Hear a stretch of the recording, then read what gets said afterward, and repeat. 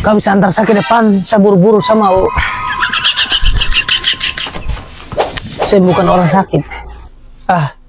Saya tidak terima penumpang dukun. Jaga kau mulut itu. Saya yang dukun, orang pintar. Tutup kau mulut yang bawa tai itu. Orang pintar itu orang yang takut akan Tuhan, bukan orang yang menyesatkan manusia. Kau kan orang pintar, kerjasama sama setan. Terbang saja toh. Kau miring. Sabar, habis rebonding.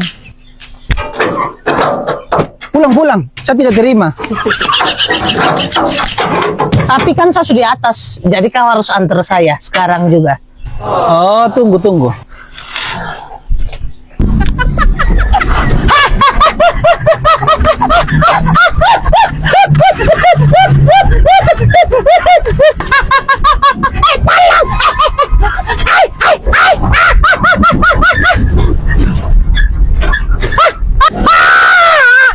Tobat tidak, punya tidak ada ampun buat kamu.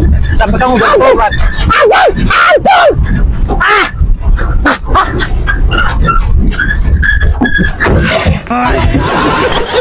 Badukun tuh sampai ini.